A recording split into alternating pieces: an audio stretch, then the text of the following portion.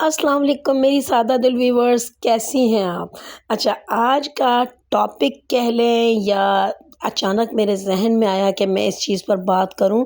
آج میں video scrolling کر رہی تھی یوٹیوب کے اوپر، تو میں نے دیکھی ایک ویڈیو جہاں پر اینکر جو ہے نا روڈ پر گاڑیاں روک کر گاڑی والوں سے پوچھ رہے تھے کہ جو ہے نا گاڑی کی فرنٹ سیٹ پر کس کا حق زیادہ ہے، ماں کا حق زیادہ ہے یا پھر بیوی کا حق زیادہ ہے؟ اور ڈفرینٹ لوگوں کی جو سمجھ میں آ رہا تھا۔ کسی نے کہا کہ دونوں کو پیچھے بٹھا دینا چاہیے، کسی نے کہا کہ بیوی کو جو ہے نا فرنٹ سیٹ پر بٹھائیں، بیوی گاڑی ڈرائیو کرے اور ماں آگے بیٹھ جائیں، یا کسی نے کہا کہ نہیں، ماں اور بیوی دونوں پیچھے بیٹھ جائیں۔ یعنی مرد حضرات بھی اس شش و پنج میں تھے کہ بیوی کو آگے بٹھائیں تو ماں ناراض ہوگی، یا ماں کو آگے بٹھائیں تو بیوی ناراض ہوگی۔ تو یہ جب میں دیکھ رہی تھی تو اچانک مجھے خیال آیا کہ میں اس ٹاپک پر آپ سے ضرور بات کروں۔ سب سے پہلے تو میں ایک واقعہ آپ سے شیئر کروں گی۔ یہ تقریباً آج سے 17-18 سال پرانا واقعہ ہے۔ اس وقت میں گاؤں میں رہتی تھی، اپنے سسرال میں۔ تو میں نے سنا کہ ہمارے نیبر میں کوئی لڑکی آئی ہے شادی ہو کر۔ ظاہر ہے وہ شہر کی لڑکی تھی، ہسبینڈ بھی اس کا پڑھا لکھا تھا، شہر میں جاب کرتا تھا، شادی وغیرہ ہو گئی۔ اچھا، وہ اس بات پر اپنے ہسبینڈ سے ڈائیورس لے رہی تھی کہ آپ نے اپنی ماں کو فرنٹ سیٹ پر کیوں بٹھایا، اور اس بات پر وہ اپنے ہسبینڈ سے ڈیورس لینے کے لیے تیار تھی۔ خیر، کسی طرح سے سمجھانے بجھانے پر ان کا معاملہ ٹھنڈا ہو گیا، لیکن یہ اتنی بڑی بات نہیں تھی کہ ڈیورس تک بات آیا۔ اتنی جو ہے نا اپنی انا کے اوپر لے جانے والی بات ہرگز نہیں تھی۔ اچھا، یہ تو بات تھی ایک شہر کی پڑھی لکھی لڑکی کی بات، جو شہر سے پڑھی لکھی تھی اور اس نے ایک گاؤں کے بندے سے شادی کی۔ وہ جو گاؤں کا بندہ تھا وہ بھی شہر میں جاب کرتا تھا، اچھی سیلری پیکیج تھی۔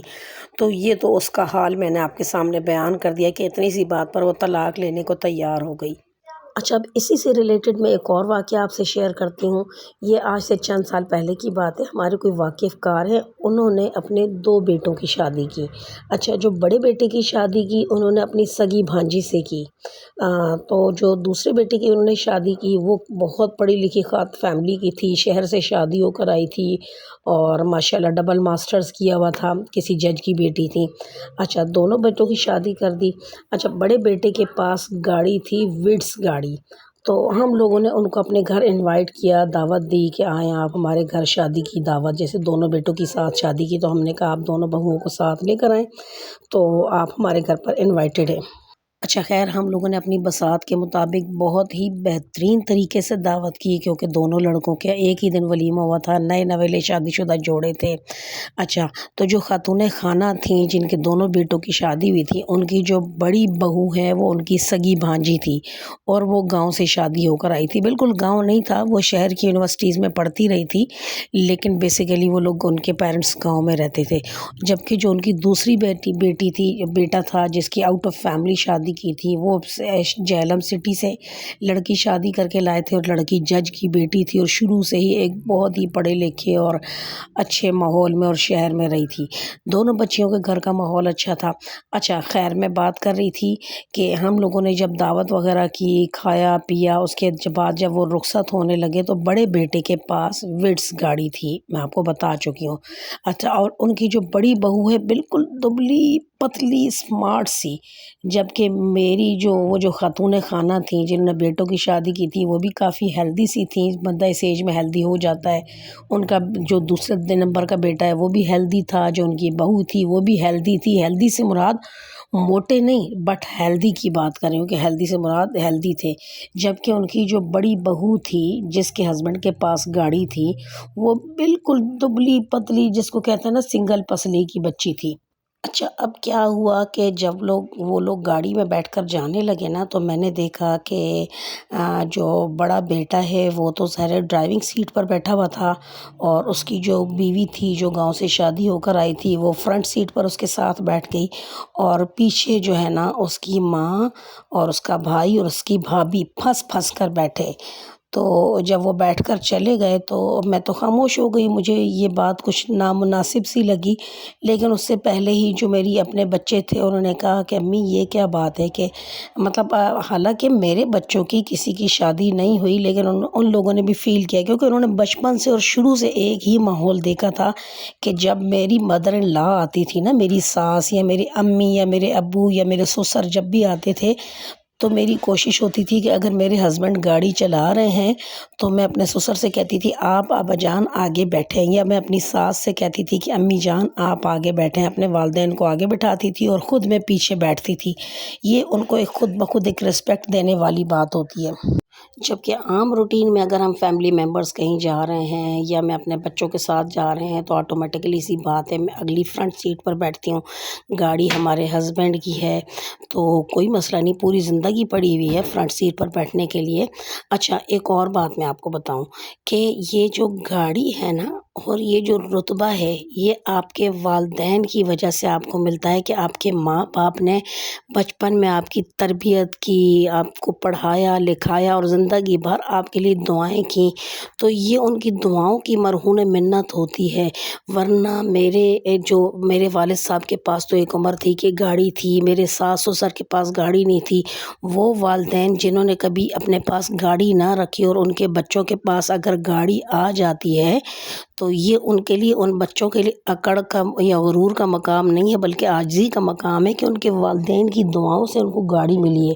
اور پھر جب بیوی آ جائے تو بیوی کے سامنے آپ ماں باپ کو پچھلی سیٹ پر بٹھائیں اور بیوی کو آگے بٹھائیں۔